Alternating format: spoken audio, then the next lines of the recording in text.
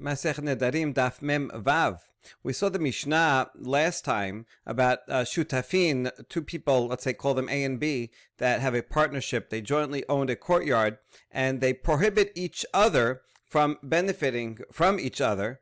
Then both of them are prohibited from entering the courtyard because, in part, since it's owned partially by A, B can't go in, and since it's owned partially by B, A can't go in because then he would be benefiting from B. That's the opinion of Tanakama. Rabbi Eliezer ben Yaakov says, no, they can go in. It seems his reasoning is that since this is partially, A can say, it's partially my field, so you cannot prohibit me from entering into my own field, and B says the same thing. So we're going to analyze the parameters of this machloket. Which exact case does it apply to? According to the Mishnah, it does not make any limitation, which sounds like it applies across the board.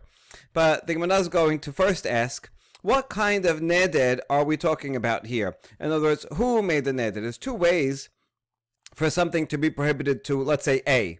A can either make a neder upon himself, and he says, I make a vow that B's property is prohibited to me. So A is both the person making the vow, and he is the object of the vow. He's the one that's going to incur a prohibition. On the other hand, B can also be the one to make the vow, and he can say, I prohibit A from benefiting from any of my property. In which case, the result is the same, very similar, which is that A cannot benefit from B. But here, B is the one who made the vow, and A is the object of the vow. Right? So in both of those examples, A is the object of the vow and therefore has a prohibition, but it still can make a difference whether A is the one that makes the vow or B is the one that makes the vow upon A. And so that's going to be the opening question of the Gemara. Ibayalehu benadru peligi hidiru zeh mai. So the question is, it seems that the Gemara, the Mishnah, for sure is talking about, it would be applicable in a case where they each made a vow upon themselves. If A made a vow for himself, I will not benefit from B. And B made a vow for himself, and he's also said, I will not benefit from A. In that case, the opinion of Rabanan, we're focusing on Rabanan, would certainly be true, and A would not be able to enter because he made a vow upon himself that he's not going to benefit from B. So that was clear. But what about the other case where B makes a vow that A cannot benefit, and A makes a vow that B cannot benefit from him? What about that case? Mi amrinan benadruhu de pelige, ava behediru ze et ze modu le Rabanan Rabbi Eliezer ben Yaakov. There is a logic to say that they would only have a machloket in the Mishnah would only apply when they made a vow upon themselves, because that in that case Rabanan would make sense to say that each of them cannot go in. They made the vow. They made the vow upon themselves. So since A prohibited himself, he can't go in.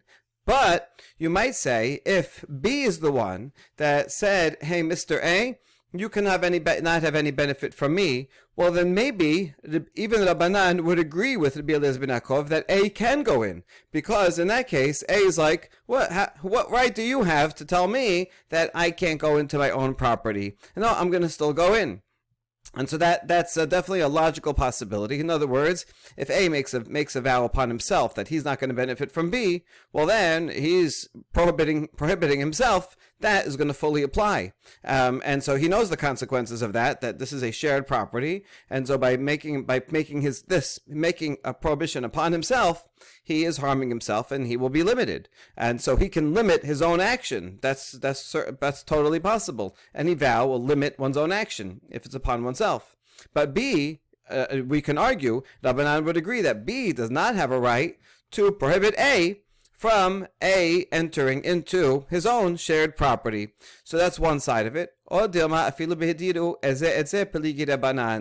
other side is maybe the machloket is across the board. And even if B made the vow upon A, and A is the one that made a prohibition upon B, even in that case, Rabanan would say that neither party can enter the field. And in fact, that's true. Even though B didn't prohibit himself, but A made a prohibition on B, still that sticks. And B cannot have any benefit, and going into a joint field is some benefit, and it would apply even there. Okay, I mean, the Peshat seems to be across the board because Mishnah doesn't say anything, but certainly there is a lot of good logic to say that Rabanan would agree. It's very clear why the Gemara here is pushing Rabanan to limit Rabanan. We're going to see at the end of the sugya is going to conclude that Halakha is like Rabbi Eliezer ben Yaakov, even though he is the minority opinion. But we follow his opinion. So you see, even before we get there, we're trying to limit Rabanan as much as possible and make Rabanan agree with Rabbi Eliezer ben Yaakov. That way, we have a smoother path towards the halakha actually being like Rabbi Eliezer ben Yaakov. All right, that's the question. Let's see if we can prove it. From the Mishnah itself, Tashema, haya echad min mehen mudad hana'a mechavero, upligi Rabanan. Look at the next clause where the vow goes only one way, and it says only one of them is prohibited by a vow from his friend, and yet the rabbis disagree. So this language, mudad hana'a mechavero, that sounds like either way. A is the one that made the vow upon B and said, "Hey B, I'm prohibiting all of my benefit to you." Right? That's what it sounds like. Mudad hana'a mechavero. And yet, even in that case, Rabanan say that if A tells B, "You can't benefit from me," then B cannot go into the property. So you see, we can prove from this case and the exact language of this case that yes, the rabbis would disagree across the board. But we say this is not necessarily a proof. Taneh nadur mechavero hana'a. Maybe we should repeat the Mishnah, teach the Mishnah, as if it said, one who has a vow upon himself from benefiting from his friend. It's not clear if it really means to change the Mishnah. Probably not. I think they're saying that even the words mudad hana'a mechavero doesn't necessarily mean that B is prohibited because of something A said. It could be used in a passive way or reflexive way that A is prohibited. A is prohibited by himself. He made the prohibition himself. Now it says, I'm not going to go I'm not going to benefit from B, and then he would be prohibited, right? So either one doesn't matter. One way would also be prohibited. So the language of the Mishnah may be imprecise, and it's very possible that Rabanan, in fact, would agree in the case that one makes a vow upon the other. Maybe that person can go in, and he would agree with Rabbi Eliezer ben Yaakov. Okay, so it's really quite significant, because the proof that it brought actually is a pretty good proof. Mudad hana'a mechavero. The words do mean that, and it would imply that Rabanan disagree with Rabbi Eliezer ben Yaakov in both cases. And that seems to be the Peshat of the Mishnah. But here, by saying, no, not necessarily, we can understand this language as being Nadur, that he has a vow upon him, and he made it himself, and yet, and so there's no, and maybe, so therefore maybe Rabanan will only say in that case that there's a prohibition because he made it upon himself, but maybe not in the other case. And that's how we leave it. Okay, there's no proof from here, but at least we make it a possibility, an easy, clean possibility, that Rabanan's argument may be very limited to only one of the two cases. And now we say, you know what? It actually makes sense that we're only talking about, the Rabanan would only say their opinion when someone makes a vow upon himself. Then he limits himself. Why so? The Katani Sefa, v'kofina tanoder limkor et chelko. At the end of that clause regarding the one way, it says that we force the one who makes a vow to sell his half of his ownership of the property. Now, there's two ways to understand this. When I explained the Mishnah yesterday, I was explaining it according to the Yerushalmi and the Rambam, which I think is the Peshat of the Mishnah. The Bavli is going to take it a different way. The question is this noder, who is he making a vow upon himself or upon the other person? So the simple reading actually is that noder, let's say it's A, he's making a prohibition upon B, and when he does that, we force the vower to sell his field, because now the vower, this is according to Rabanan, who says it takes effect. And when A makes a vow that B can have no benefit from A, now B will have a problem because he can't go into his own field according to Rabanan, and that's very unfair. And so we force A to sell his share of the field, and that way, once he doesn't own it anymore, then B can go into his field. That's actually the simple reading, and if we go by that reading, then Rabanan would disagree with Rabbi Eliezer in all cases. But the Bavli is not reading it that way. Instead, they're reading it as Hanoder, that the one who made the vow, made it upon himself. Right? A made a vow upon himself. I'm not going to go in. And yet we force him to sell the field. Now that's the question. He made a vow upon himself. Why would we force him to sell the field if he imposed on himself a vow? Now, the reasoning seems to be that if once he makes this vow and he can't enter his own field, we worry that he's not going to keep to his vow, because a person wants to enter his field. There's things happening there that need to get done. And so he's going to end up violating the vow. And so therefore it's not a sustainable vow. So we force him, hey, you made a prohibition upon yourself that you're not going to benefit from your partner. And that means now you can't enter your own field, but you're probably going to enter the field at some point. So you know what? You better sell your field so that you will not come to enter it. Okay, so understanding it that way, we prove from here that, in fact, Rabanan force it to be on only one case. If we say that the person making the vow makes himself prohibited, then we understand why we should force him. You did something wrong, something rash. You made this vow. I guess you were angry at your partner, but you made a prohibition upon yourself, but you're responsible. So now you have to follow through with the consequences and sell your field, because it's not a sustainable vow. On the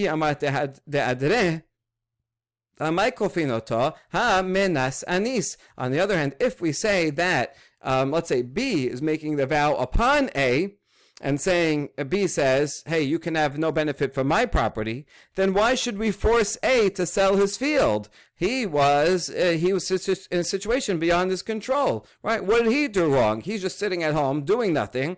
B makes a vow, and then now we're going to force A to sell his field? That wouldn't be very fair, which does make sense within this logic. And so therefore, it has to be that if we're forcing someone to sell a field, it has to be the one that made the vow. And that could only be true if the one that made the vow upon himself. See, in this case, when B made it upon, when B made the vow upon A, the logic why we might tell A to sell the field is because the vow is not sustainable. Even though B made it, now A can't go in, but A eventually is going to want to go in, and he's going to forget about the vow. He's going to violate it. So we say you have to sell your half, but that really wouldn't be fair to make him sell his half. And therefore, the Bavli concludes that, in fact, it makes more sense to read the Mishnah as talking about only one case where A makes a vow upon himself and B makes a vow upon himself. Only in that case would Rabanan say that each of them cannot go into the field, but if they make a vow upon each other, then each one will say, what, you made a vow against me that I can't go into my field? What do you mean? It's my field too. I have a right. You can't impose that upon me. And they would be able to go into the field. And so you see this way, the Bavli actually concludes that pushing Rabanan much halfway closer to Rabbi Eliezer ben Yaakov. Okay, so this is really quite astounding. And to see how the Bavli completely actually reinterprets the reason why we make him sell, right? According to the Peshat, or we're causing to sell specifically in a case where A makes a vow upon B. that B can't go in, we tell A, hey, you did something not very nice, causing A not to be able to go in. So you have to sell your field. So specifically when he does it to someone else, that's when we would make him sell the field. And the Bavli actually turns it around for opposite effect. Okay. Amar Rabba Amar Ze'iri. מחלוקת שיש בה כדי חלוקה, אבל אין בה כדי חלוקה, דברי הכל מותר. And so now we have yet another limitation on this machloket, and again the limitation is directed to the rabbis, Rabanan, and the Rabanan say they can't go into the field. Each of the partners cannot go into the field. That's only in a limited case. Let's see, what's the limited case? Only if yesh ba chaluka, if the field is big enough that it can be cut in half. How big would that have to be? It has to be something usable. So a field that's less than 4 by 4 amot is not usable for anything. It's worthless. And so if it's at least 8 by 4, such that you can cut it in half and have 4 by 4, then that's where Rabanan say that when they make a vow, when they each make a vow prohibiting themselves, then that applies. The idea is that they made a vow and they can't go in. It's true, but technically they could split the field into two, and then they'd each be able to enter into their own half of the field. So in other words, we have a ready solution for them, and therefore they shouldn't be allowed to enter into the field while it's shared, but rather split it. Okay, so they'll split it. Aval en ba kedei haluka divrei kol mutar. But if it's so small, let's say it's only 4 by 4, and it's impossible to split it between them each other. In that case, they are permitted to go in, because after all, each one can say, "Wait a second, this is my field. Even though I have a vow that I cannot benefit from my friend, so I can't go into his field. It's true, but this is also my field, and no vow." Even if he made it himself, according to Rabanan, no vow can prohibit me from entering my own field. And you can't say in this case, well, split it and then go in, because it's indivisible. And so this is yet another limitation upon Rabanan. We're making Rabanan themselves smaller and smaller, and that is actually a way of showing that we're going to eventually agree with Rabbi Eliezer ben Yaakov. Amar Rav Yosef. Now we have a challenge to this limitation here. If you have a synagogue, a public synagogue that belongs to everybody in the city, it's public property, that is the same as a field that cannot be divided. Not that the synagogue is so small, it's big, but people don't want to divide their synagogue. They want to have a nice big synagogue that everybody can fit into, right? There's no way, a practical way, that they would be able to divide it, right? Just because 3 people want to make a breakaway minyan doesn't mean that they can go and cut off half of the synagogue and take it for themselves. Doesn't work like that. So because public property is indivisible. And yet, we have a Mishnah coming up soon, Utnan, Shenehem Asurim Bedavar Shel Ota Ha'ir, that if there's 2 people that live in the city, and one makes a vow against the other, or they make a vow against each other, and so both are prohibited from benefiting from the other, not only are they prohibited from personal benefit from each other, to come over to each other's houses for a meal, but they're even both prohibited from the public property, including the synagogue. So because there's a kind of joint ownership in the Bet Knesset, and we have A here and B, and there's lots of other people that live in the city, and A and B have joint interest in the Bet Knesset. If A is prohibited from benefiting from B, then he can't come to the Bet Knesset, because the Bet Knesset is partly owned by B and partly owned by A, and therefore they cannot go in. So here's the challenge. This Bet Knesset, what are you going to do? You're going to say, split it. He can make his own section for himself, the A section. You can't do that. You can't split it. And yet, Rabanan still say that the vow is effective and you can't go in, which means Rabanan prohibit even when it cannot be divided. That is the challenge. And so, Ela Amar Rav Yosef Amar Za'iri, and therefore we answer with another version of what Za'iri said. This is one is by Rav Yosef, this one was by Rabbi. As Rav Yosef says, no, that's not what Za'iri said. Yeah, in fact, he said, Machloket she'en ba kedei chalukah, aval yesh ba kedei chalukah, divrei hakol asur. He said that the argument is only when you cannot divide it, but when you can divide it, then everyone would agree that it's prohibited. In other words, the limitation is actually the other way around. It's a limitation on Rabbi Eliezer ben Yaakov. So the machloket is when it's so small that it cannot be subdivided. That's where Rabbi Eliezer ben Yaakov is lenient, and he'll say, listen, if it's so small that you can't divide it, then you have to be allowed to go in, because each one will say, oh, this is my field, you can't prohibit me from going in or going into my own field, and so we can go in. But if it's big enough that it can be divided, then we tell them, hold on, A and B, stay out, because A, you can't benefit from B, B, you cannot benefit from A. By entering the field, you're benefiting from the other person's part of the property. And if you say, well, it's my field too, I have a right to go into my field, we'll tell him, well, you know what? First, divide the field, right? Because that's a possibility. It's big enough to divide. And since you can go into your field, yes, by dividing it, therefore you have to divide it first. And so, and according to Rav Yosef's version, we're actually putting the limitation of permission on the opinion of Rabbi Eliezer ben Yaakov. All right, so now that we have two versions of that, conclusion, Amar Rav Huna, Halakha Rabbi Eliezer ben Yaakov, Echen Amar Rabbi Elazar, Halakha Rabbi Eliezer ben Yaakov. We have the two testimonies that, although it's a minority opinion, we do say that Rabbi Eliezer ben Yaakov's opinions are kav v'naki.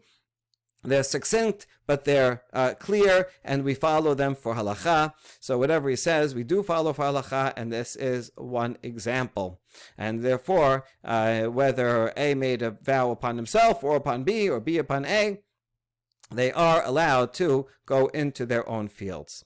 All right, now we get to the last part of the second to last part of the clause of the Mishnah.